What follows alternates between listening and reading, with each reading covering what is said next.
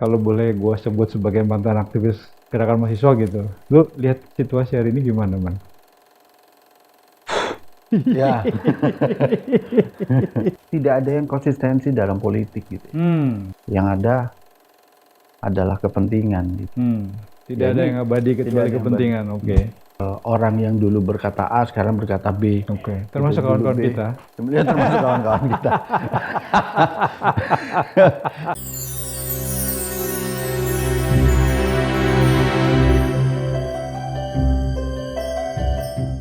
Halo Sobat Forum, ketemu lagi di kanal Menolak Lupa. Selamat pagi, siang, sore, dan malam. Dan tentu selamat tahun baru. Mudah-mudahan di tahun baru ini kita tetap sehat dan waras, karena di tahun-tahun ini kewarasan sangat kita butuhkan. Program Menolak Lupa ini seperti yang sudah kita ketahui bersama, ini adalah satu program untuk mengkoleksi pengalaman dari individu-individu, dari figur-figur yang punya kiprah sebagai aktivis mahasiswa, apapun latar belakangnya. Nah, tujuan dari mengolek memori pengalaman ini adalah sebagai satu pembelajaran tentu saja, agar kita mampu menginsafi masa lalu untuk menghadapi masa kini. Nah, di forum hari ini, saya kedatangan seorang kawan, namanya cukup panjang, jadi saya harus nyontek nih. Namanya Muhammad Firman Hidayatullah Werdi Sastro, luar biasa. Nama yang sudah jarang kita temui hari-hari ini. Thank you, Bung Firman. Siap. BTW ini bukan personel grup band ya, tapi beliau ini adalah sosok aktivis, mahasiswa pada zamannya. Thank you bro ya. Siap. Lagi sibuk apa sekarang nih? Saya legal staff di Prof. Firman Sulistyo, Mas Kiki. Oke. Gabung Mas Kiki ya. Mas Kiki itu ya provokator 98 juga dulu tuh. Gitu. Terus saya motret banyak motret. Lebih banyak ke fotografi ya. Oke. Gitu. Oke. Kejuaraan karate sih itu. Sorry? Kejuaraan karate. Kejuaraan karate. Oke. Bukan karate kan, cuma motret. Oke. Jadi lu cukup lengkap sebetulnya ya. Hobinya moto, gabung di gerakan mahasiswa. Ya. Sekarang masih gabung di kantornya Mas Kiki. Masih. Oke. Nah, sebagai kalau boleh gue sebut sebagai mantan aktivis gerakan mahasiswa gitu, lu lihat situasi hari ini gimana, man? Ya. Ya, ini sebenarnya yang gini ya. Ada satu kalimat tidak ada yang konsistensi dalam politik gitu. Gitu. Okay.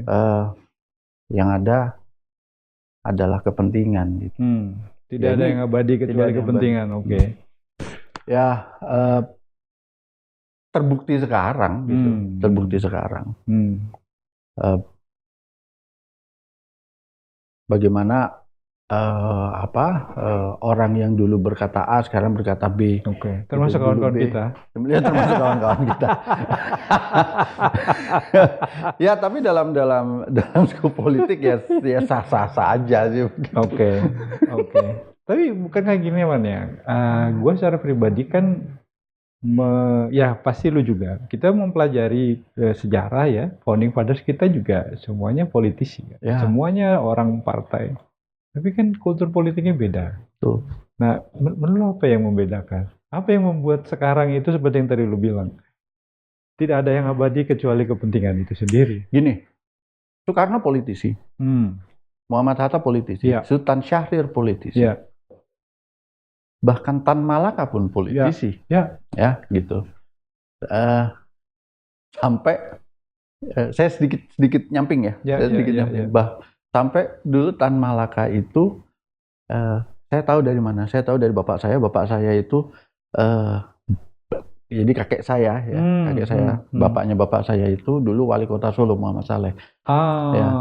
Zaman Bung Karno itu pernah di penjara. Pernah dipenjara bareng-bareng sama Muhammad Yamin karena dianggap mau memberontak Bung Karno pada saat itu.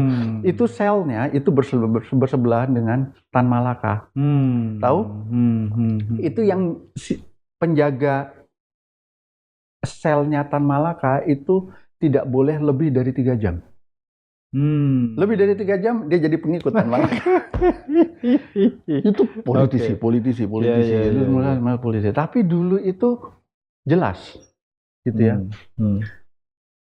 Hitam putihnya jelas, gitu. Saya mau Indonesia merdeka. Saya mau yang kayak gitu. Artinya kepentingan bangsa itu di atas segalanya. Ya, itu. Seperti Superman. Kita melihat dulu ya, Superman melawan monster apa gitu. Jelas gitu. Ya kalau sekarang kan enggak. Putih dan hitam ini menjadi terspasi, ada hitam titik-titik putih, ada putih titik-titik hitam gitu. Nah di sini nih sekarang nih. Artinya kalau kita ngomong color grading, gradasinya halus. Iya gitu itu ya. Dia. Gradasinya halus banget. Banget. Gitu. Kalau dulu ya memang melawan kolonialisme ya. Ya melawan kolonialisme. Tapi itu pun juga tidak ya, dunia politik itu dunia konflik sebenarnya. Itu tidak terhindar dari konflik internal our founding father sendiri. Gitu. Bagaimana akhirnya bagaimana pada saat Indonesia pada saat itu menyepakati bahwa Belanda akan memberi kemerdekaan kepada kita asal kita membayar kerugian-kerugian Belanda di masa perang. Iya. Ini yang Pak Dirman nggak mau pada saat Jenderal Sudirman nggak mau pada saat itu, dan ini yang mendasari Tan Malaka itu sampai bersuara keras pada saat itu. Hanya orang bodoh yang mau berdiskusi dengan orang yang merampok rumahnya gitu. Ya. Jangan pernah berdiskusi dengan maling yang mau merampok kita sendiri ya. Iya. Gitu. Jadi bukan berarti dulu tidak ada konflik, dulu pun ada. Tapi musuhnya tetap sama. Musuhnya tetap sama. Tapi kalau sekarang enggak.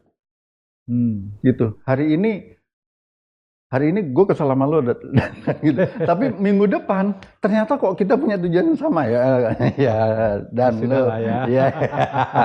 Gitu. Seperti itu. Ya ada taktis strategis gitu ya. Ada kawan taktis, ada kawan strategis gitu. Nah, sekarang itu yang namanya kawan taktis gitu ya, itu lebih kental gitu. Kayak gitu. Nah, kalau misalnya kita analogikan tadi kan founding fathers kita lebih bisa meletakkan kepentingan bangsa di atas segalanya, sehingga perbedaan politik itu bisa dalam taraf tertentu bisa diabaikan lah ya. Kita misalnya melihat perdebatannya Hatta sama Soekarno itu kan dari awal kenceng banget ya. Iya, betul. Tapi karena demi Republik mereka bisa selesaikan. Meskipun akhirnya muncul lagi ketika Republik baru berjalan tuh. Nah, sekarang kenapa itu tidak memungkinkan ya menurut Luman? Maksud gua sebetulnya kan kita ya dalam tatanan sejarah masih makhluk Indonesia juga gitu. Bahkan kalau ngomong pendidikan kan situasi pendidikan mestinya setelah kemerdekaan jadi lebih baik kan. Kalau ngomongin literatur, harusnya kita kan lebih gampang mencari literatur jika dibandingkan sama founding fathers kita gitu kan. Percetakan masih terbatas, impor buku berbulan-bulan mungkin kan gitu. Nah, zaman setelah merdeka kan, apalagi setelah 75 tahun gitu. Lalu apa yang salah gitu? Di mana sih melencengnya kita? Apa sih yang menyebabkan kita tidak bisa lagi merumuskan apa sih cita-cita bangsa kita yang harus kita jaga bareng gitu. Nggak usah cita-cita bangsa lah, kita balik ke 98 kan ada agenda-agenda kan mestinya yang terus dijaga gitu ya. Agenda reformasi kita kan, gua nggak tahu menurut lu masih perlu terus diperjuangkan atau Iya. gimana, Man? Iya. Sejarah ya. Iya. Sejarah kita, negara kita itu juga dibangun, diperjuangkan, dibentuk dengan darah dan air mata dulu. Gitu. Dari mulai 45, 66, ya, sampai 90-an, 998. Oke.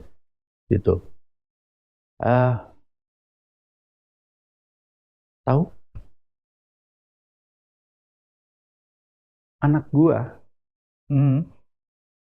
itu pernah sekolah di international school.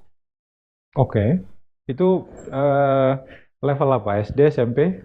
SD. SD, oke. Oke. Gue cerita aja. Iya. Apa yang terjadi? International school. Oke. Satu orang guru menangani tidak lebih dari 10 anak. Oh, rasio guru dan murid ya? Ya. Oke. Jadi sangat fokus. Ya. Gitu. Ya. Oke. Nah. Jadi si ini terhadap si ini terhadap si ini. Nah, saya masuk ke kelas. Oke. Dulu di zaman kita SD nih, di kelas itu ada gambar apa? Gambar pahlawan, yang gue inget ya. Itu yang pasti kan, pahlawan tuh mengelilingi kelas ya. Lalu peta Indonesia, tentu gambar presiden dan wakil presiden ya. Lalu ada Pancasila. Ya, beberapa kelas mungkin kumpulan kerajinan-kerajinan. Betul. Tahu gambar pahlawan nggak ada? Sekarang ya? Nggak ada. Oke. Nggak ada. Itu juga satu hal. Ya. Ditanya, ya kita nanya apa? Terus saya ngobrol lah sama wali kelasnya anak saya ini gitu. Gitu. Dan saya bilang ya ngalor ngidul lah, ngomong-ngomong gitu apa segala macam gitu. Sampai saya cerita tentang ibu saya gitu. Ibu saya dulu aktivis KAPI kami dulu. Oke. Nah, sampai di peristiwa G30S gitu. Itu wali kelasnya gini. Tahu G30S kan? Iya, pernah dengar. Itu wali kelas ya? Wali kelas. Oke. Pernah dengar. Oke. DNID tahu? Enggak. Tapi nanti coba saya googling. Oke. Nggak ngerti. Oke. Itu international school ya? Itu international school, gitu. Pangeran Antasari, gitu. Ya pernah dengar, Ya, gitu. Nah, saya nggak tahu ada mata rantai yang terputus. Oke, gitu. Ada mata rantai yang terputus. Saya waktu itu saya nggak kurang diceritain, dijejelin tentang sejarah sama ayah saya. Sejak dari rumah ya? Sejak dari rumah, gitu. Zaman kita lah, kita ya. Ayah saya itu pelaku sejarah, ayah dan ibu ya, ibu aktivis. Papa saya dulu tuh waktu tahun 66 itu baru masuk tentara waktu itu, gitu. Dulu ya. Terus dia pakai pita kuning di sini itu sebagai pengikut Pak Harto pada saat itu. Gitu. Jadi dia menentang PKI. Pada saat itu. Gitu. Oh, ini awal-awal Orde Baru ya? Awal-awal. Atau sebelum? Iya. Oh, awal Orde Baru. Awal Orde Baru gitu. Awal Orde Baru. Saya masih SD gitu. Saya masih SD gitu. Itu saya dijejelin bagaimana kejamnya PKI, bagaimana mengerikannya PKI. Nenek saya itu pelaku dari akhir-akhir penjajahan Belanda dan Jepang. Oke. Dia mengatakan bagaimana Belanda itu masih bisa dikatakan baik.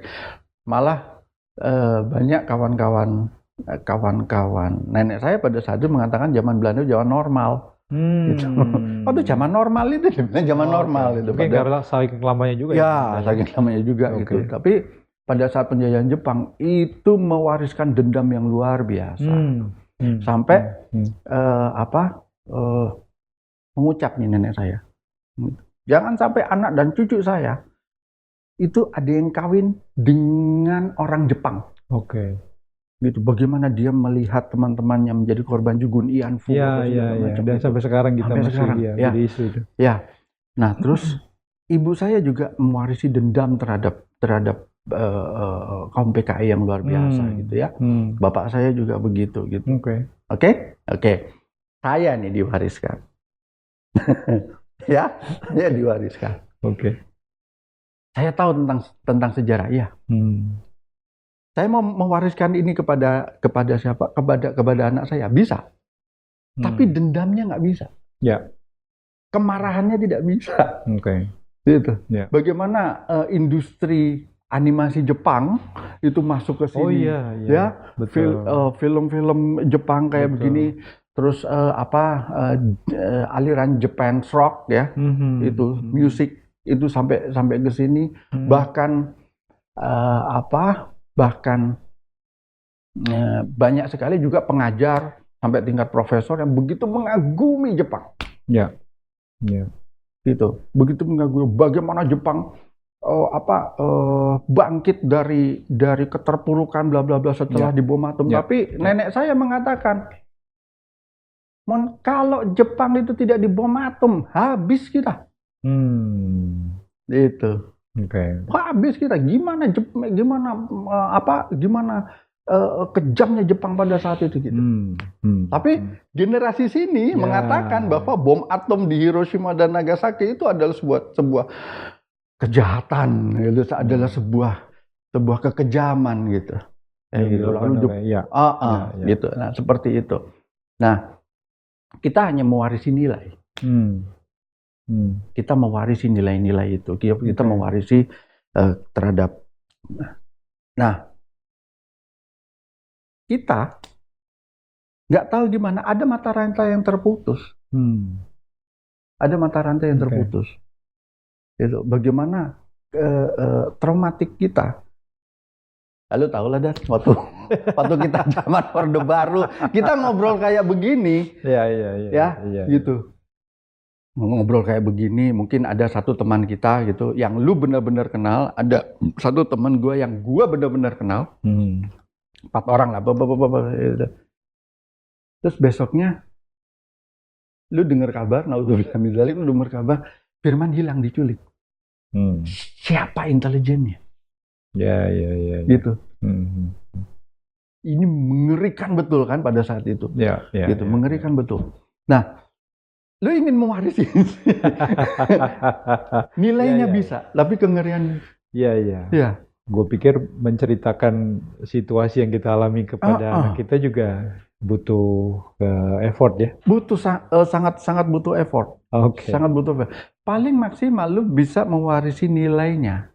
Gitu. Tapi kemarahan kita, teman-teman kita, yang menjadi korban. Sebut aja ya, sorry ya, teman-teman Jogja yang ditusuk matanya, teman-teman Bandung yang dilepasin kukunya. Kita hanya bercerita. Gitu. Tapi apakah yang kita ceritakan mewarisi kemarahan kita? Sip. Berhenti dulu sih teman, kita break sebentar.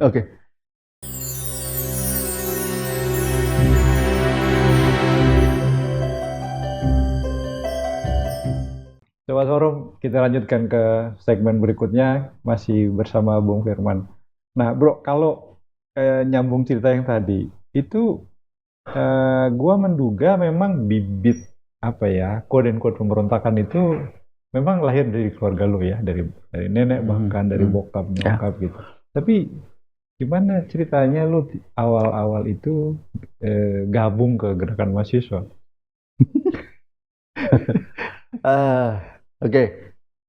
Awal-awal saya gabung ke gerakan mahasiswa itu pada saat itu tak ceritain detail deh. Saya datang ke kampus Salemba waktu itu. Saya di UKI. Kita bilangnya UI yang Kristen. Saya di UKI. Nah terus datanglah Bang Niko Niko Adrian. Niko Adrian. Oke, Niko tanggung jawab lo. Niko. Dia nih saya lahir ke pergerakan tuh dari rahimnya dia itu. Jadi dia ibu pergerakan bagi saya gitu. Oke. Man, lu bawa mobil? Iya bang. Kenapa bang? Ikut gue. Ikutlah itu. Jam 9 pagi waktu itu, setengah 9 pagi. Nah bang, dia keluarin dari tasnya, itu selebaran men. Selebaran gelap ya? Selebaran. Iya gelap lah, gelap pada saat itu selebaran gelap ya. Isinya udah maki-maki Soeharto ya kan. Gitu bagaimana seremnya Orde Baru bla bla bla. Iya. Wih. Ya. Ini perlu diperbanyak. Oke bang, kita fotokopi di Pramuka bang, bilang gitu. Gini man, ada 2 cara. Kalau kita mau melaksanakan kontra intelijen seperti ini, itu ada 2 cara. Pertama, kita harus pergi sejauh-jauhnya, gitu ya, dari titik aparat ya, titik aparat pada saat itu. Itu waktu itu kan kita ngelihat TNI Polri itu, gitu. Ngerti ya? Masih ABRI lah. Masih ABRI waktu itu. Pergi sejauh-jauhnya atau masuk sekalian. Oke bang. Gue mikir nih kan pergi sejauh-jauhnya kan gitu. Oke bang. Asumsinya aman. Asumsinya aman gitu. Waktu itu gue masih kuliah kan gitu. Malam tuh gue habis nganterin nyokap. Kalau habis nganterin nyokap tuh bensin pasti full. Oke. Oke bang, mau kemana bang? Puncak, Cirebon, ayo bang. Bilang gitu. Enggak bang, kita pilih opsi kedua. Maksud lo bang? Bilang gitu. Ini muter balik. Matraman muter balik. Muter balik situ. Muter balik. Mana? Masuk ke Berlan. Berlan. Itu komplek TNI AD di situ. Betul. Gitu. Kan ada portal tuh ya kan? Ada portal, pos penjagaan tuh. Nah saya terbiasa di komplek TNI AU. Oh ya udah bu, protapnya lah buka kaca, gitu. Hormat, ya gitu. Nggak di stop karena protapnya saya laksanakan gitu. Nggak jauh dari situ, nggak jauh dari pos penjagaan itu ada tempat fotokopian di situ. Dan fotokopi gue, anjir gue bilang, udah, aman loh. Aman. Masih pun deg-degan ya mas? Udah deg-degan, gue deg-degan. Aman. Udah 2 hari setelah itu, aksi itu. 2 hari pas 1 hari gitu ya. Setelah itu, aksi itu.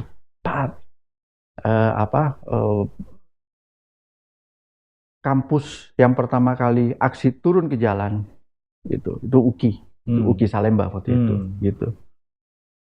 Dan gilanya lu tahu agendanya. lu mata lo di mana-mana juga. Atau lu ngikut kali ya? Enggak, lu terus terang sama gua setan. Enggak kan. Zaman itu kan sebelum mahasiswa ramai turun ke jalan, kita sebetulnya saling tahu kan, apa namanya? Oh iya, antar simpul ya. Iya. Antar simpul. Simpul kampus kan kita. Gue sama Niko kan berkawan baik juga cukup lama. I see. Gitu. Jadi kita tahu. Jadi bahkan ketika teman-teman waktu itu menyepakati agenda itu, kalian kan memang pengen membongkar plang kampus perjuangan Orde Baru kan, betul. seberang kampus lo. Ini bikin gue shock nih kan, karena nggak banyak yang tahu agenda itu. Gitu. Bahkan kawan-kawan yang turun ke jalan pada saat itu, nggak semua tahu agenda itu gitu. Malah ada yang bilang ngerubuhin plang-plang lalu lintas. Nah, Niko waktu itu dia Genlab apa kalau nggak salah, dia masuk di perangkat aksi terakhir pada saat itu karena dia Bang Niko itu udah skripsi kalau nggak salah, udah selesai skripsi. Ya, memang. Gitu.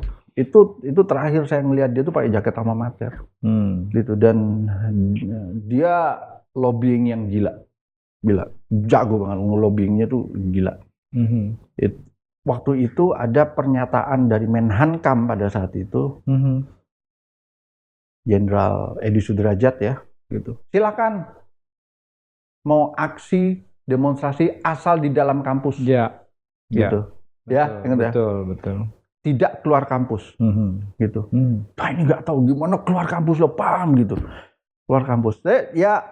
Dari UKI depan RSCM itu sebenarnya aksi keluar kampus itu jalan ke UI Salemba. Ya. Masuk situ. Gitu. Tapi whatever itu keluar kampus. Ya. Sempat dihadang sama tentara ya? Sempat polisi pada saat itu. Ya, gitu. Tentu ada negosiasi dan seterusnya. Iya, betul. Okay. Dan pada saat di tikungan itu ya, dari depan UKI itu, terus ke YAI, terus kan belok mau masuk ke UI Salemba itu, Matraman, Pungu. Itu sempat ada ledakan, puar gitu, nggak tahu dari mana. Itu teman-teman pada teriak, wah. bukannya kemudian jadi apa nih? Oke. Tapi apa sih yang membuat lu kemudian memantapkan diri, ya gue gabung nih di barisan aktivis gerakan mahasiswa? Orang tua. Lebih banyak karena orang tua. Karena orang tua. Keluarga gue itu keluarga yang lahir dari pergerakan 60-an, 66 gitu. Mama, nyokap gue waktu itu dia aktivis KAPI kami, gitu. Itu yang menolak PKI pada saat itu, dan papa itu waktu itu TNI AU, gitu. Udah masuk angkatan udara, tapi pakai pita kuning pengikut Soeharto pada saat itu. Jadi benar-benar sebenarnya betul-betul pengikut Orde Baru. Oke. Nah, terus saya cerita saya ikut demo. Apa respon orang tua? Dipuji. Oke. Bagus. Oke. Terus waktu aksi di Cawang, saya waktu itu telat datang, terlambat datang, gitu. Nggak jauh dari aksi pertama itu ya. Jadi karena teman-teman di Cawang itu keluar kampus, terus bikin barisan di bawahnya flyover. Wah, di bawahnya flyover itu macet sampai Jagorawi. Nah, saya ketahan di Jagorawi itu. Gitu. Saya ketahan di Jagorawi. Nah, peristiwa itu masuk koran. Jadi headline di media Indonesia kalau nggak salah waktu itu. Pak, gitu. Ya. Nah, terus Papa baca. Wah, ini kamu ya? Itu. Terus saya kan biasa bawa nyolong kamera apa tuh, Nikon FM. Betul. Papa akhirnya tahu kan, gitu. Ya udah pakai aja, nggak apa-apa. Ini kamu motret? Enggak, Pak, aku telat. Dimarahin. Kamu terlambat.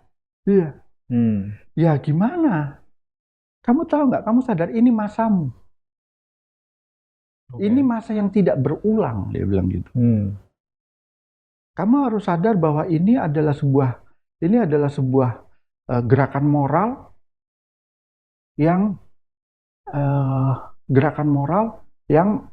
memang murni, gitu.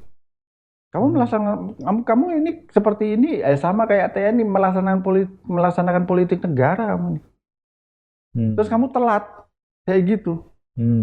Kamu melewatkan satu sejarah. Gitu.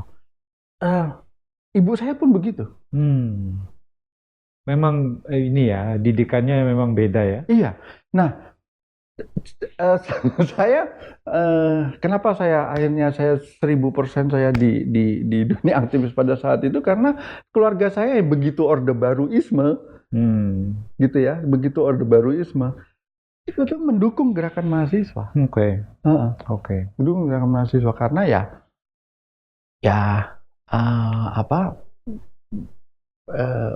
kalau setelah saya analisa ya Papa Angkatan Udara pada saat itu adalah sebuah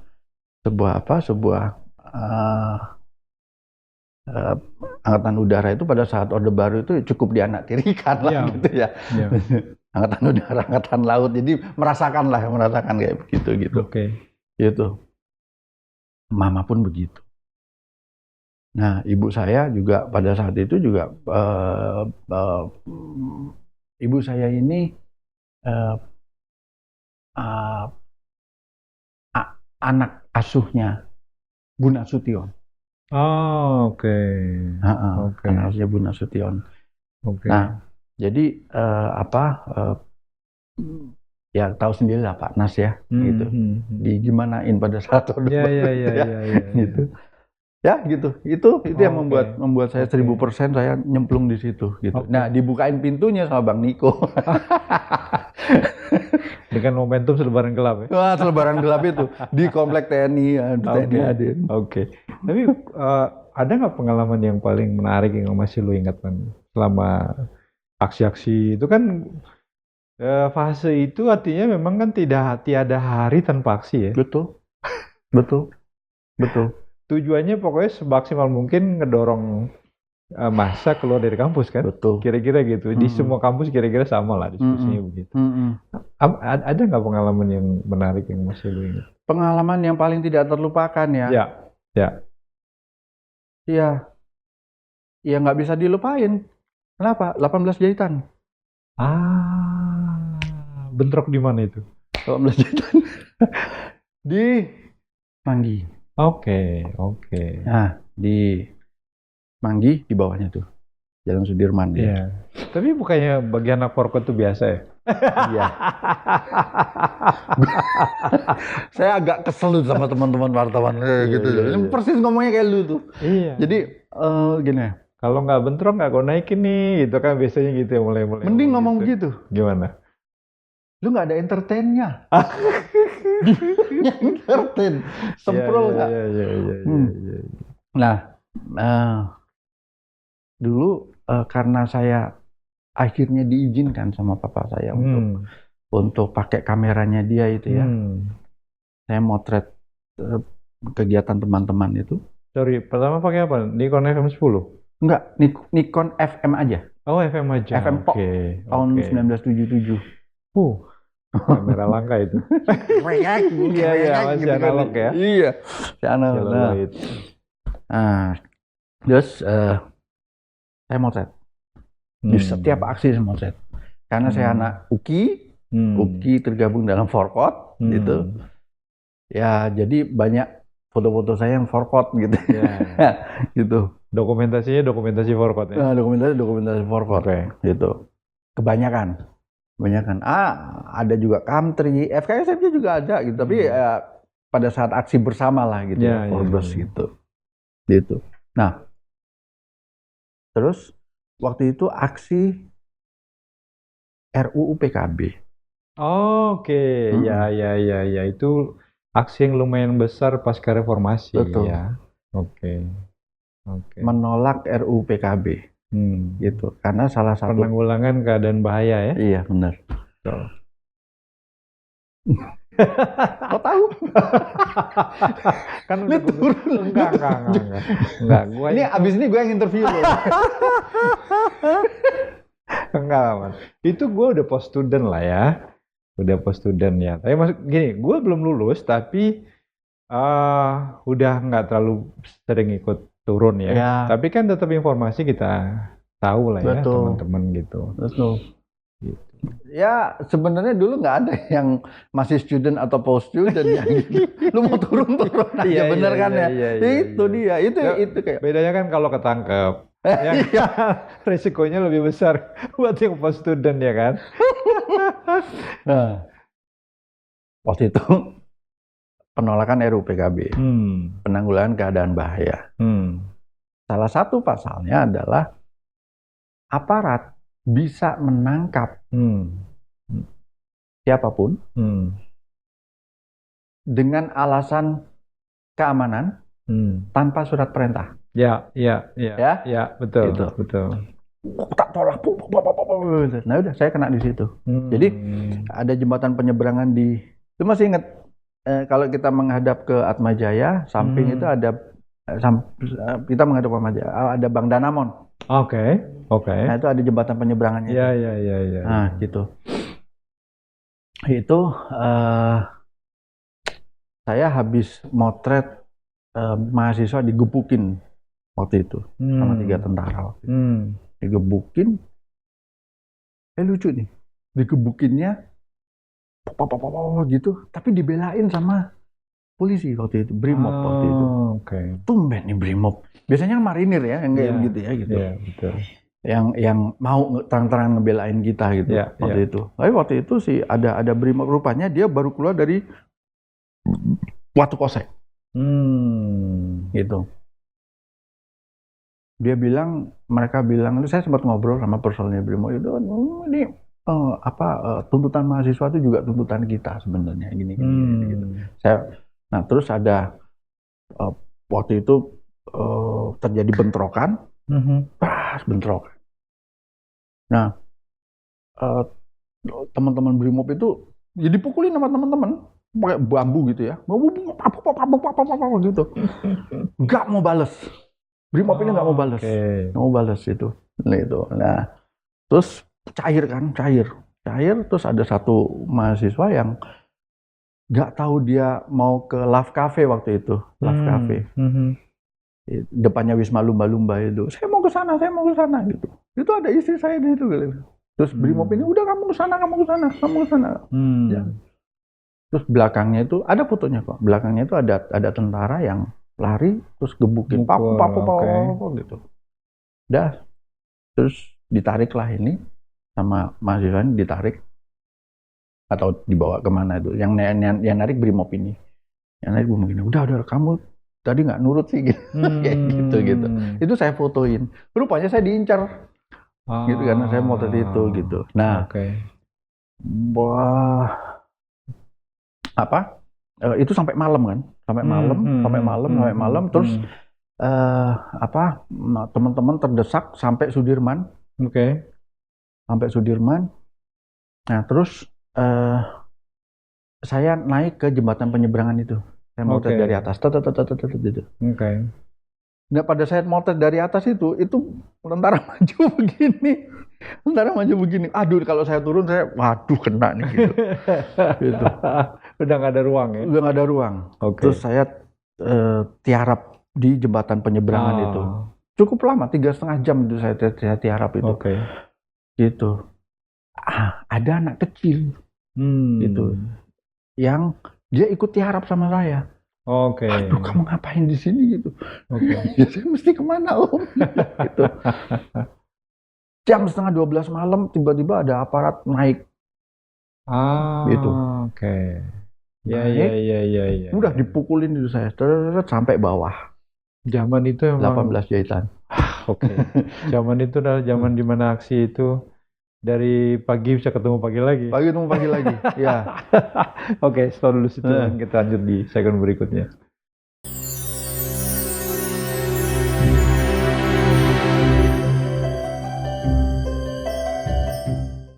Sobat Forum, kita ketemu lagi di lanjutan obrolan bersama Bung Firman. Nah, 18 jahitan itu karena memang lu bertahan di jembatan penyeberangan dan tidak ada lagi tempat di mana lu bisa melakukan evakuasi diri. Siapa yang nolong lu gitu, man? 2 polisi militer. Justru aparat juga yang nolong. Ya, aparat juga yang nolong. Yang bisa menghentikan mereka kan aparat juga. 2 polisi militer.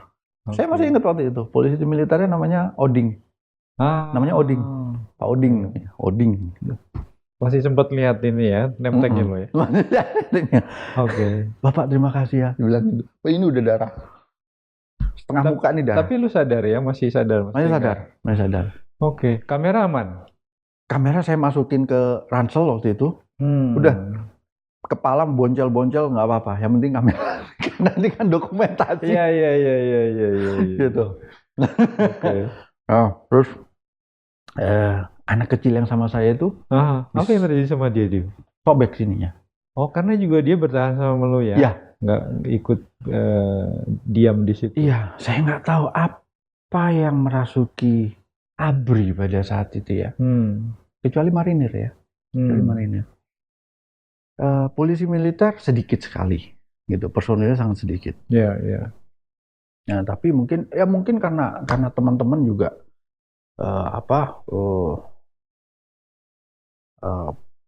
bagaimana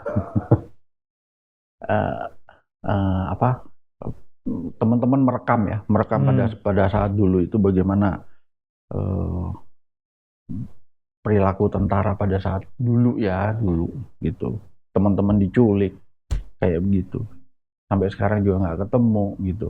Nah, kemarahan ini timbul gitu. Tapi yang ini tidak berlaku di marinir gitu. Saya tidak tahu marinir pun juga teman-teman maki-maki juga gitu. Ya, gitu. Pokoknya yang pakai seragam, ada di lapangan sudah lah. Nggak pandang bulu. Iya, nggak pandang bulu. Iya, iya. Tapi mereka tidak terprovokasi atau misalnya enggak. Mungkin karena mereka juga merasakan termarginalkan ya. Gitu. Sama dengan angkatan udara waktu itu gitu. Oke. Jadi saya dirawat di Rumah Sakit Jakarta 10 hari. Oh, 10 hari. 10 hari. Wow. 10 hari. Artinya luka lu dalam ya? 18 jahitan. Oke, tapi ada pengaruh nggak? Maksudnya short memory apa gitu? Alhamdulillah nggak. Nggak ya? Alhamdulillah nggak.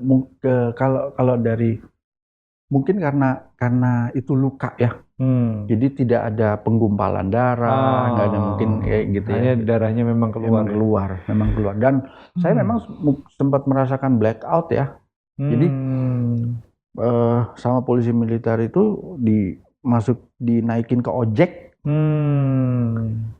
Terus di belakang saya itu, jadi ini tukang ojeknya, di belakang saya itu ada dari PMI.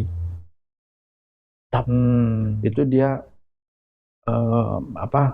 cairan, baunya sih kayak alkohol ya gitu, lebih nyengat gitu, ditempel gini, tak gitu udah nggak berasa sakit. Padahal itu luka terbuka ya? Itu luka terbuka. Masuk ke Rumah Sakit Jakarta. I see. Nah,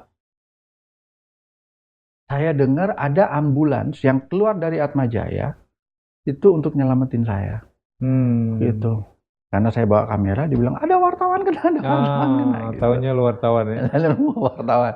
Ada wartawan kena. Keluar di situ, ambulansnya dicegat, ditembakin bannya, pecahin kacanya, sopirnya pukulin juga. Gitu. Jadi saya masuk UGD itu bareng sama sopir ambulans yang mau nolong saya. Oh, berarti situasinya waktu itu kawan-kawan bertahan di dalam Atmajaya ya? Ada yang bertahan di dalam Atmajaya, udah terkepung di Atmajaya. Ada yang terdesak sampai arah Bundaran HI. Oh, karena gitu. Kalau gue ingat itu chaosnya mulai sore deh ya? Iya betul. Nggak gitu kalimatnya. Waktu itu gue ngerasain gitu loh. Gue nggak percaya banget, gue nggak di lokasi bro. Nggak percaya gue nggak percaya. Ampun. Oke. Iya sampai betul. Sampai pagi besoknya. Iya. Sampai pagi besok. Itu gue naruh mobil di SCBD. Baru diambil besoknya. Gitu. Jam 11 siang besoknya. Tapi setelah kejadian itu lu ada mengalami trauma nggak? Atau gue nggak tahu, mungkin lo jadi yang lebih takut atau bahkan lu ngerasa ya ini gue perjuangkan memang benar, atau apa yang lo alami setelah itu? Kalau trauma dikit-dikit pasti ada ya gitu ya. Waktu itu saya udah keluar tapi masih di perban gini. Ininya saya masih ada perban waktu itu. Terus dengar teman-teman turun, ya saya turun juga. Gitu karena nggak ada yang dokumentasi. Iya. Saya turun juga ngelihat tentara tuh ngelihat saya tuh begitu. Saya yakin ini yang mukulin saya. Gue yakin ini yang mukulin saya dari ini ya gitu. Mungkin dia loh kok hidup nih gitu ya gitu. Atau misalnya lu ini kok udah sembuh apa gimana gitu. Kok udah gabung lagi? Iya. Dan pada dulu kan kalau misalnya aksi itu kan ada pembagian tugas ya, ada Jenlab, ada Korlap, ada kayak gitu bla bla bla. Nah, saya bagian media. Ada struktur aksinya lah ya. Iya, saya bagian media dari awal aksi itu bagian media. Nah, waktu itu zamannya pager. Iya kan? Zaman pager waktu itu. Nah, dulu dekingan kita itu ya itu Marinir, Panzer, Pers. Gitu. Salah satu yang bukan salah satu ya, beberapa teman-teman wartawan yang setia mendampingi kita itu ya kayak Oscar Motulo, gitu. Antara. Terus Mas Luther Ulak, Suara Pembaruan, waktu itu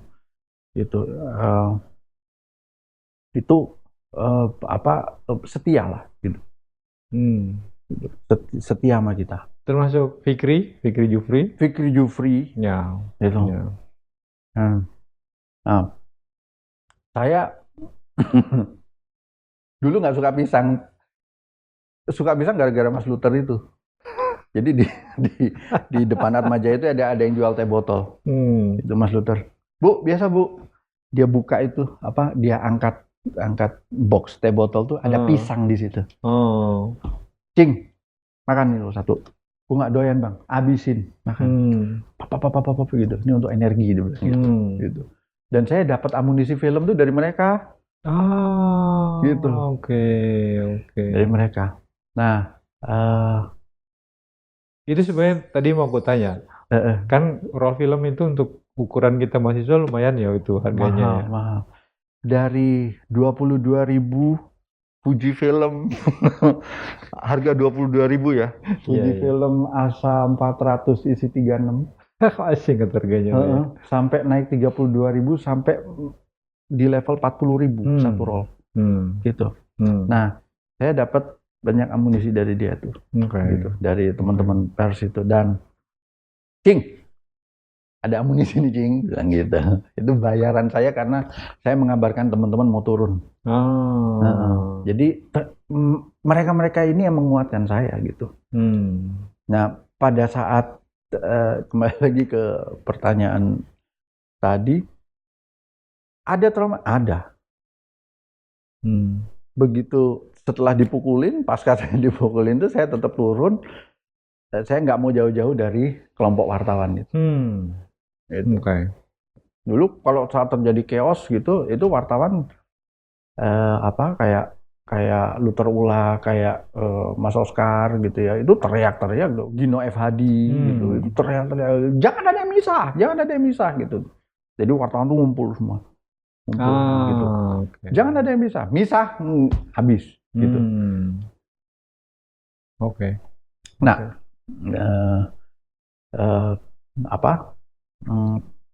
jadi sebenarnya Angkatan 98 itu ya luas ya, gitu. Termasuk pers itu pada saat itu juga. Dan ada juga namanya James Nahwi dulu. James Nahwi itu dia wartawan Times dulu. Dia wartawan Times. Itu dari 98 sampai turunnya Gus Dur dia ada terus di situ. Itu wartawan perang nomor 1. Itu termasuk yang setia, Mas.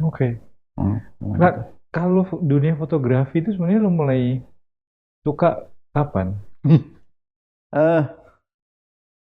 Saya pertama kali pegang kamera itu Fujika.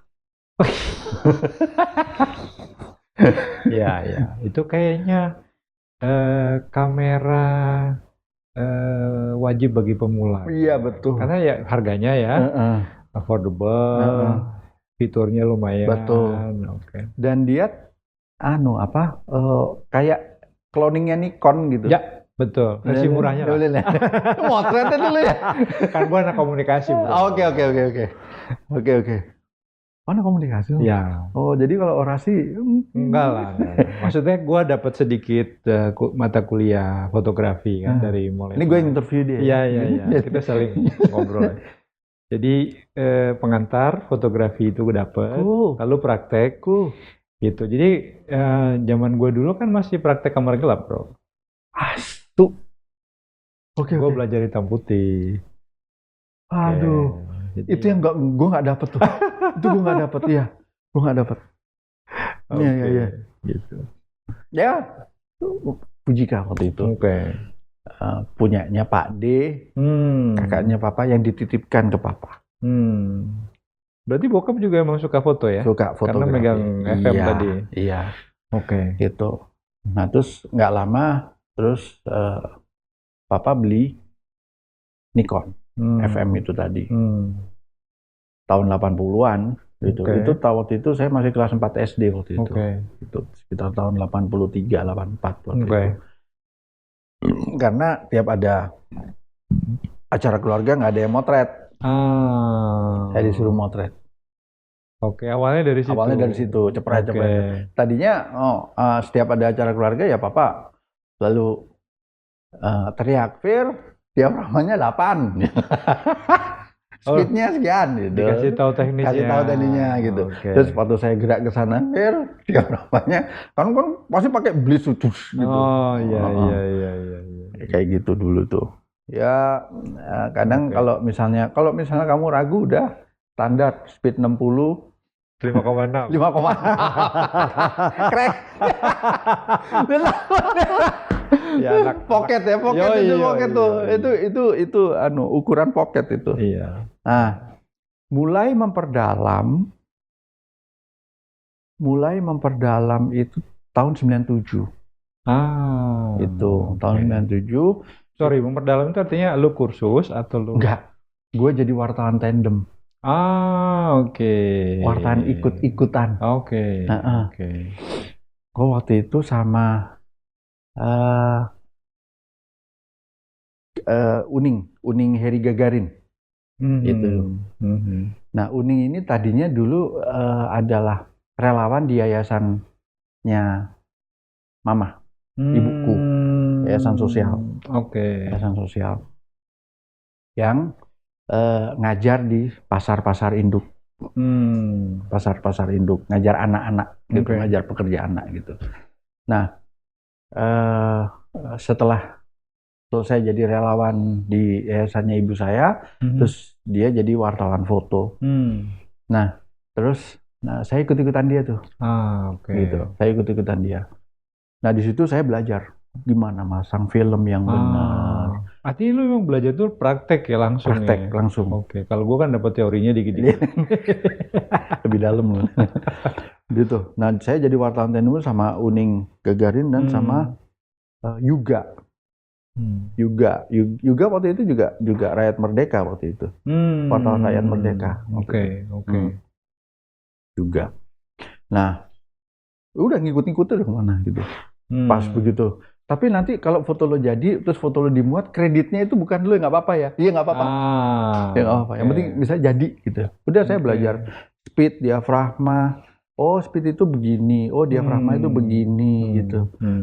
Oh sifat lensa ini begini. Itu ya di situ gitu. Belajar motong film. Pasti benar dapat. Iyalah. Iya kan, motong film gitu. Artinya lu memang belajarnya dari fotografi jurnalistik ya? Ya, makanya gue buta lighting. Iya. Gue nggak ngerti lighting, reflektor gunanya apa. Kagak, nggak ngerti. Karena itu studio sih memang. Betul. Lebih kayak advertising. Betul. Oke, sip.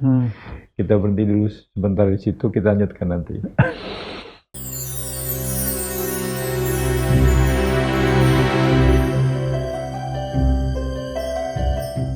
Sobat Forum, kita lanjutkan pembicaraan dengan Bro Firman. Kalau balik ke masa sebelum 98 nih, Bro. Berarti lu sempat ikut gabung untuk ke aksi pendudukan DPR ya? Waktu itu masih kan nggak? Waktu itu lu mulai datang tanggal berapa ke DPR? Karena seingat gua awal itu FK sama Forkot juga turun bareng, cuma lokasinya beda. teman-teman Forkot waktu itu menduduki tangga gedung kura-kura itu, tapi kemudian quote and quote diusir aparat, suruh keluar ya. Itu lalu teman-teman FK nginap semalam tuh. Baru besoknya kemudian gelombang massa datang. Nah, apa lu ikut juga yang pertama kali? Oke. Iya. Yang di kokang senjata. Iya, sangat ikut. Oke. Jadi gini, kita tidak bisa pungkiri ya, itu sebuah catatan sejarah bahwa teman-teman mahasiswa itu menduduki pada saat itu, gitu ya, gitu. Jadi teman-teman Forkot datang gitu. Awal FKSMJ, teman-teman FK waktu itu, gitu. Ya banyak lah ini ya, berbagai versi pada saat itu. Ya, gitu ya. Lu kan janjinya kan kesepakatan antara Forkot sama FK kan tidak nginep, jadi hanya ngepung doang terus itu memaksa para pejabat-pejabat yang ada di dalam parlemen itu untuk menyetujui agenda kita habis pulang. Gitu. Nah, teman-teman FK di situ nggak tahu mungkin ada pertimbangan lain, akhirnya nginep. Kami 78 orang waktu itu. 7 waktu itu ya? 78. Lebih lah. Nggak, yang gue ingat 78. Malam pertama ya? Yang masuk ya? Iya. Oh iya. Yang nginep malam pertama. Ya. Bersama Sarwan Hamid. Fraksi ABRI. Nah, iya. Beliau tidak berani, gue nggak tahu, nggak berani pulang atau memutuskan untuk nginep di Nusantara 3, lantai 3. Antara itu ya? Ya, karena waktu itu kan ini bro, setelah statement pimpinan MPR, waktu itu kan Harmoko ya sebagai ketua, itu kan menganjurkan kepada Pak Harto untuk mengundurkan diri. Okay? Kan sorenya rumahnya Harmoko yang terbakar tuh.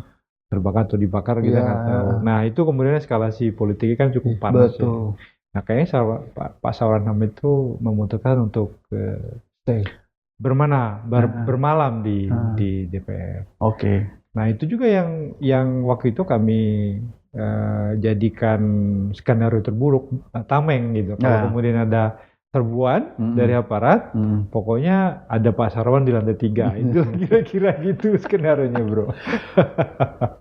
Betul. Oke. Saya masih ingat yang Harmoko. Ya, gitu ya. Nah, terus masuk sama teman-teman Forkot nih, Bang. Lalu kita di podium. Oke, ya. Ada podium. Ini tangga. Betul, kita bilangnya kura-kura ya. Bukan kura-kura. Dulu tuh tangga pantat monyet dulu kan. Dibilang gitu pantat monyet. Nyebutnya itu ya. Oke. Gitu. Nah, terus di pintu masuk yang kaca-kaca itu kan. Oh iya. Nusantara 3. Nusantara 3. Itu kan ada meja yang dijadiin panggung. Ya kan? Gitu. Yang dijadiin panggung. Sound sistemnya masih karkol kayaknya waktu itu. Karkol yang dipakai kan ya. Ya. Udah di situ teman-teman Forkot masuk akhirnya. Ya. Gabung melebur di situ. Itu ada sekitar 20.000 ya. Mahasiswa waktu itu. FKSMJ, Forkot itu semuanya udah melebur. Semua elemen. Sampai yang sekedar piknik juga ada. Ya. Nah, dan benar kata. Jadi itu masa keemasan gerakan mahasiswa pada saat itu ya, dan kita begitu dimanjakan oleh elemen-elemen masyarakat juga ya. Supportnya luar biasa. Dan sampai waktu itu ada tiba-tiba, masih inget nggak? Ada dia giniin uang, bapak itu. Rupanya dia ini perwakilan dari sopir taksi. Ya. Ingat ya? Masih ingat. Ini saya bawa ini, saya mau nyumbang. Mau nyumbang tuh gerakan mahasiswa, saya serahin ke siapa, inget kan? Gitu. Itu sopir taksi di depan DPR MPR tuh pada parkir gitu. Ini saya mau nyumbang nih. Gitu. Dan itu nasi bungkus sudah nggak karuan. Wah, udah nggak karuan. Nasi bungkus, terus apa? Termasuk baju pantas pakai, termasuk termasuk underwear, gitu, betul. Pembalut, betul. Banyak lah gitu. Air mineral apa segala macam gitu. Mulai dari air mineral yang normal sampai yang tidak normal. Tidak normal itu artinya begini. Saya nggak tahu ini apakah. Jadi ada teman-teman habis minum air mineral kemasan gelas tuh, gitu. Terus pusing mereka. Gue ingat. Ya, sempat beredar. Ya, sempat informasi beredar itu. Ya, sempat beredar. Wah, simpang siur. Wah, ini udah diracunin itu. Terus diambil yang mereknya sama itu. Terus pada saat diginiin keluar air sebesar jarum.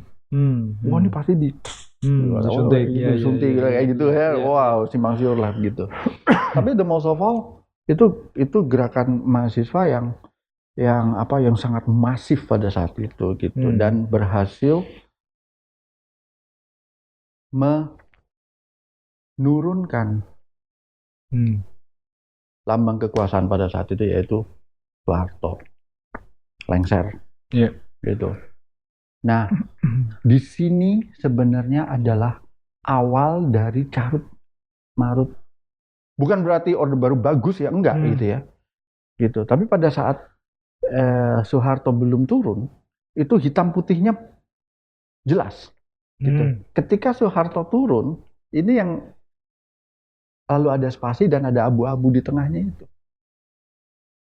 Gitu. Kenapa?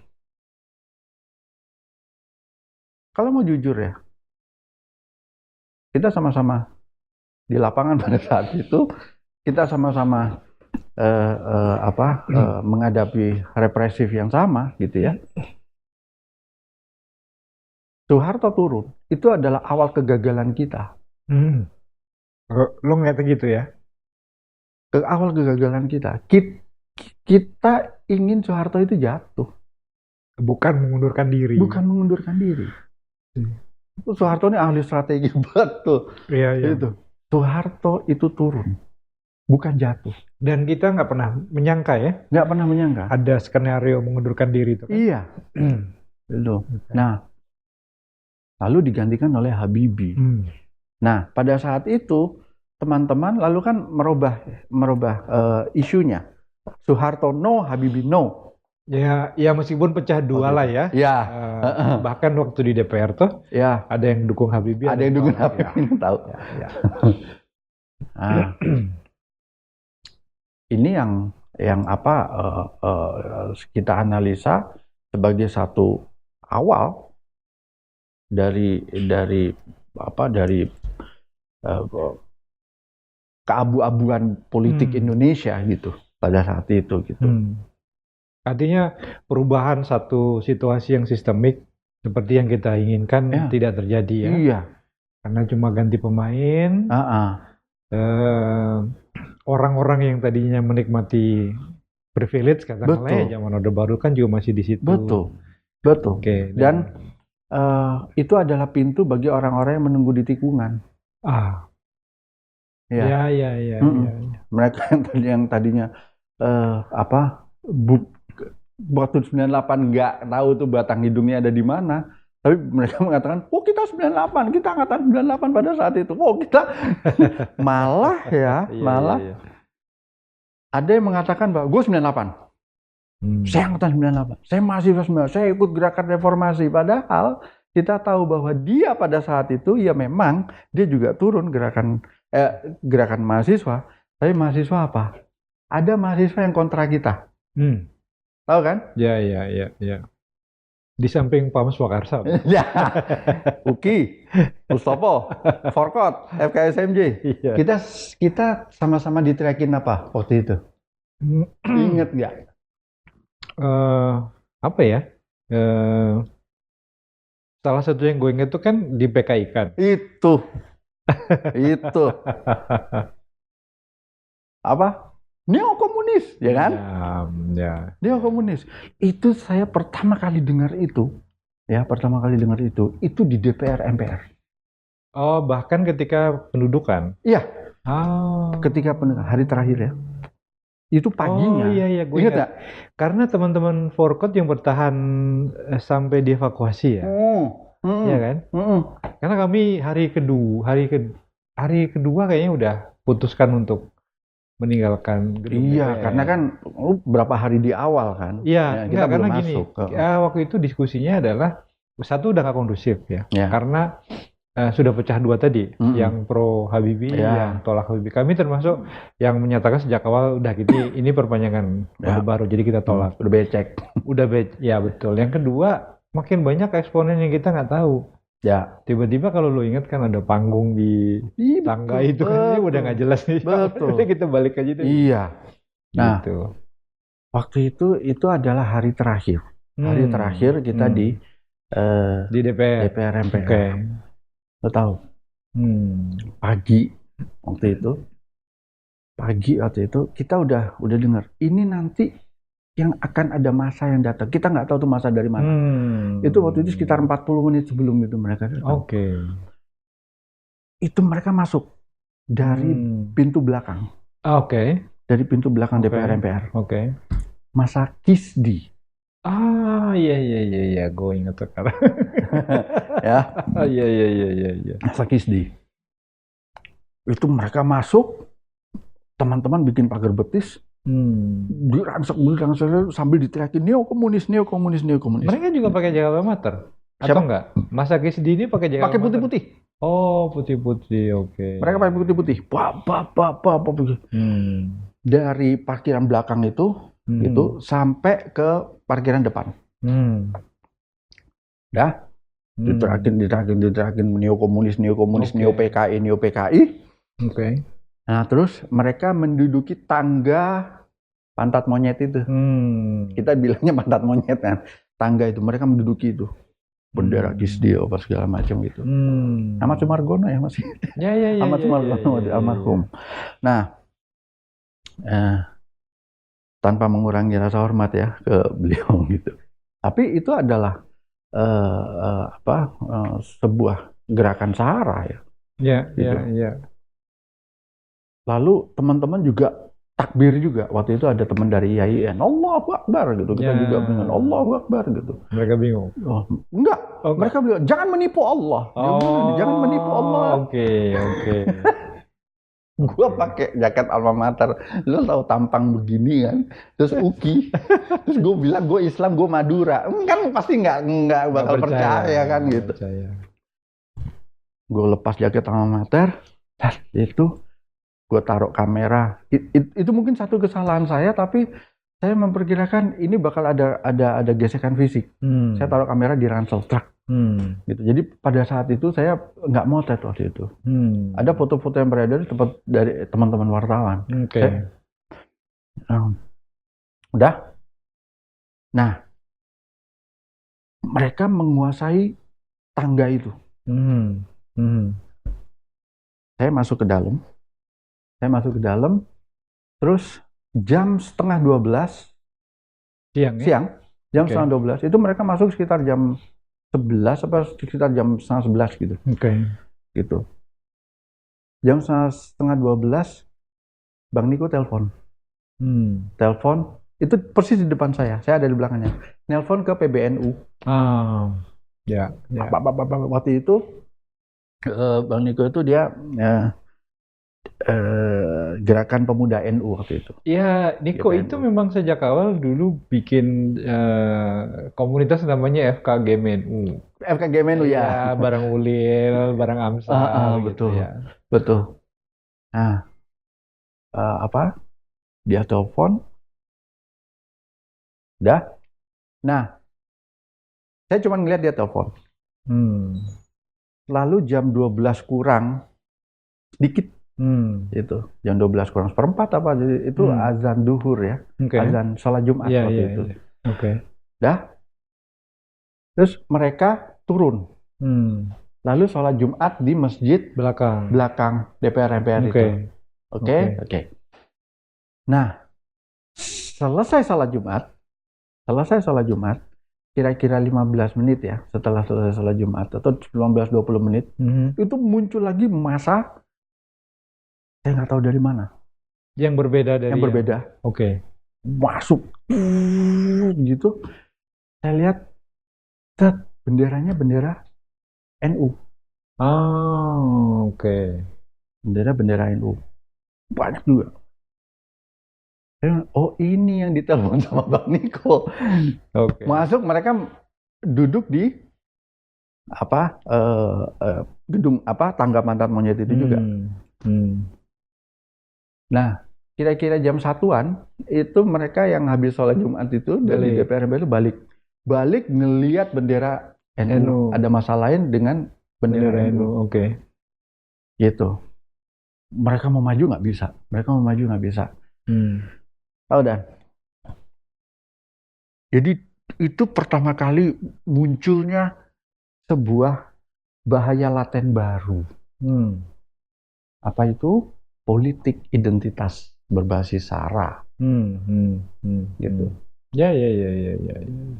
Nah, ini artinya termasuk juga penggunaan Pam Swakarsa kan waktu itu kan sama simbol-simbolnya kayaknya nggak jauh beda ya. Iya. Nah, di situ saya melihat, jadi teman-teman pagar betis yang paling depan itu kan ada yang didorong, ada yang diludahi, bukannya ada yang gitu. Dan mereka ada yang bawa parang, masa tajam ya. Ada yang bawa, waduh, ngeri lah gitu. Terus pada saat masa NU ini masuk, gitu ya. Nah, di belakang ini masa Kisdi dan ini mahasiswa. Ini masa NU di tangga. Apa yang terjadi? Saya nggak tahu itu dari mana dia membagikan rompi putih di teman-teman mahasiswa ini. Pakai.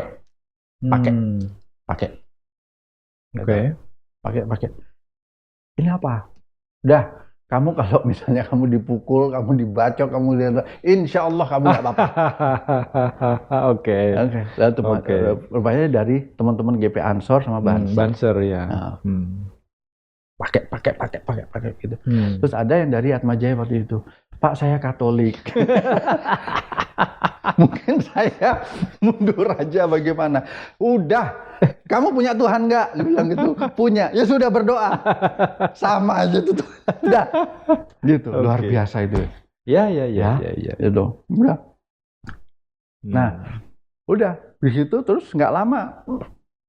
Itu mundur. Mundur. Nah, dari situ chemistry antara gerakan mahasiswa dan kaum Nahdliyin itu begitu terjalin baik. Gitu. Jangan jangan dikira bahwa teman-teman tidak hanya diculik oleh ABRI pada saat itu ya, gitu. Lalu komunitas fundamentalis seperti itu tidak pernah melakukan penculikan terhadap teman-teman. Teman-teman juga ada yang menjadi korban penculikan kayak gitu, kayak ya seperti ya banyak lah teman-teman itu. Gitu. Itu yang melobi itu Banser. Yang datang itu Banser. Gitu. Yang mau backup kawan-kawan Banser ya. Iya.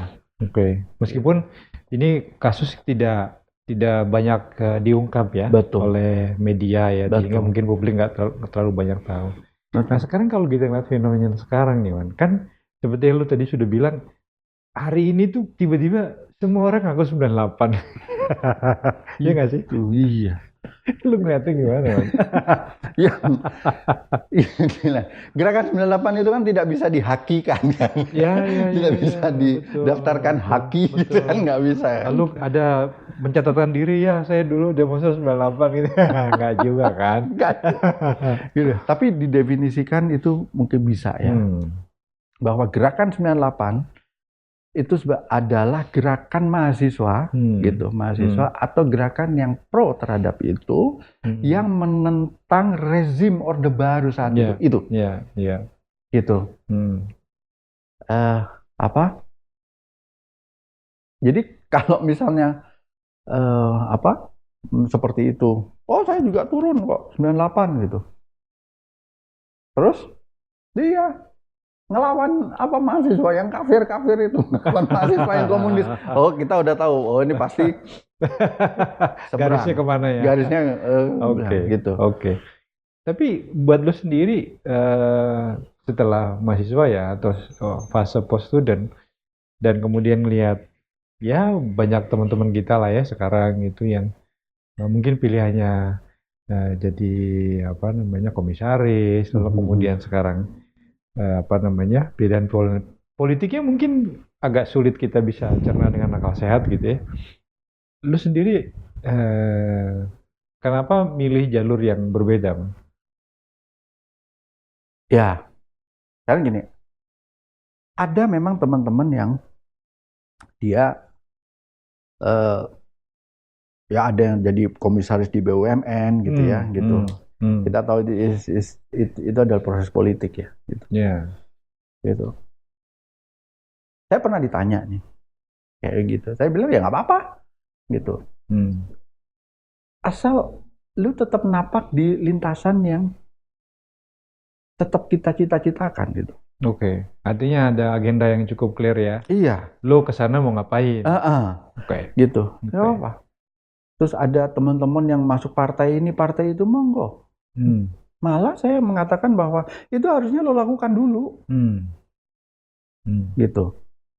Tapi dengan membawa agenda reformasi yang konsisten itu, gitu. Bukan lalu menjadi bukan misalnya lalu menjadi pelacur politik gitu ya. Oke. Gitu. Bukan lu melebur di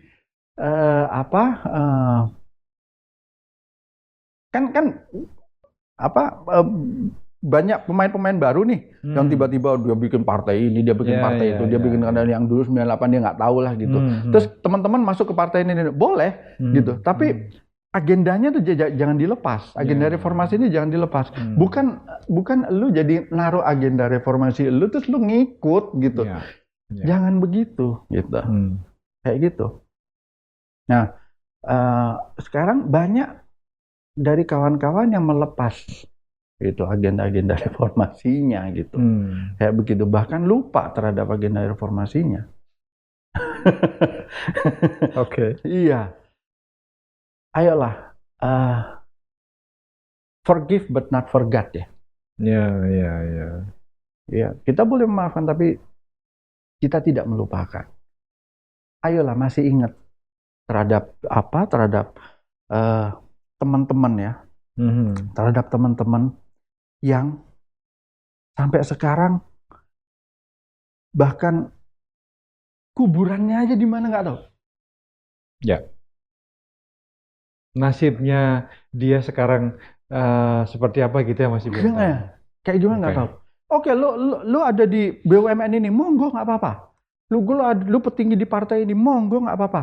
Tapi jangan lupa ada Wiji Tukul dulu.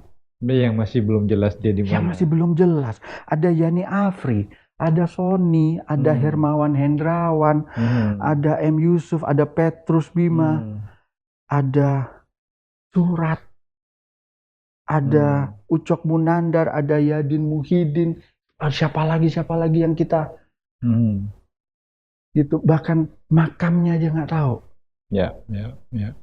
Gitu. Nah,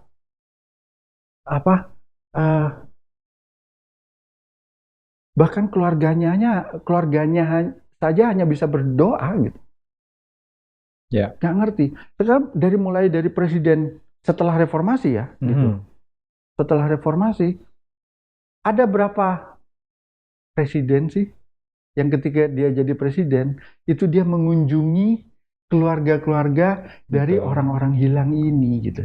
Mengunjungi aja. Mengunjungi aja. Jangan, kita tidak berharap ini agenda diselesaikan. Iya. Kunjungin dulu deh. Kunjungin dulu deh gitu. Oke. Benar ya, nggak ada ya? Nggak ada. Lalu kita ingin apa? Generasi sekarang, kamu harus tahu sejarah, kamu harus ini. Lo generasi apa? Orang-orang tua sekarang, ya termasuk kita ya, itu sangat permisif, gitu, sangat forgive, gitu. Gitu. Lalu aja udah melupakan kok. Ya, sehingga tadi batas hitam putihnya semakin gradatif ya. Iya, sangat gradatif gitu. Kalau di fotografi itu bagus sih. Dalam lu. Kayak gitu, gitu. Nah, apa? Lalu kita ingin, kamu harus tahu nak, si A itu dulu kejam, si B itu dulu kayak gitu. Artinya track record itu emang harus kita tetap lihat ya. Lah, monggo. Sekarang kau mau warisi nilai, kita wariskan nilai-nilai itu, gitu ya. Tapi harus ada konsistensi juga dari kita, gitu ya. Jangan ketika kita sudah menduduki, atau misalnya kawan-kawan sudah menduduki tempat-tempat yang tinggi, tempat-tempat yang elit, gitu, tempat-tempat yang ini, lu itu udah ditanggalkan. Ya, pakai baju yang beda. Tapi ada sebuah, kalau menurut saya ada kealfaan atau kesalahan ya, yang sangat mendasar ya. Dari negara ini. Oke lah. Ini dibilang penjahat HAM. Ya. Dibilang penjahat HAM. Ini dulu nyulik, ini dulu ini apa gitu. Jadi bolehin. Dibolehin jalan. Buktinya dia calon presiden gitu ya. Buktinya dia calon presiden gitu. Buktinya dia. Nah, kan gini loh. Kalau negara ini tegas ya, dimaafkan. Dosa-dosanya dimaafkan. Tapi tidak dilupakan dong. Ya. Sudah melalui proses peradilan lalu dimaafkan. Boleh. Ya. Kita tiru seperti di Afrika Selatan ya, proses rekonsiliasi. Tapi dia tidak boleh duduk di pemerintahan. Hak politiknya sebagai orang yang bisa dipilih itu kemudian dibatasi. Betul. Kayak gitu. Terus sekarang orang pada marah, ini dia begini. Yang marah kan kita, Dan. Ya, betul. Gitu. Lu yang tahu gimana dia, gue yang tahu gimana dia, kan gitu ya kan? Anak-anak kita nggak tahu. Anak kita nggak tahu. Ya. Nggak usah ngomong anak. Generasi 4 generasi di bawah kita pun nggak tahu. Ya. Ada satu mata rantai yang terputus di situ gitu. Yang merasakan bagaimana kawan kita tadi ya. Ya, 13 orang yang masih belum gitu. Jelas nasibnya. Bagaimana Yani Afri hilang, Hermawan hilang, Hendra hilang, Yusuf hilang, Petrus hilang. Kayak gitu. Kan kita yang merasakan sedih. Mereka tidak.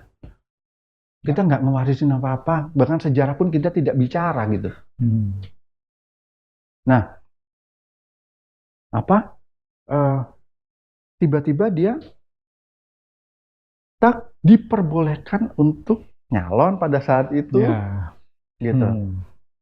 Dan untuk yang kesekian kalinya nih sekarang. Nah, sekarang jangan nyalain sekarang. Di awal ini kalau misalnya mau blaming ya, gitu. Ini kemana negara ini dulu nih gitu.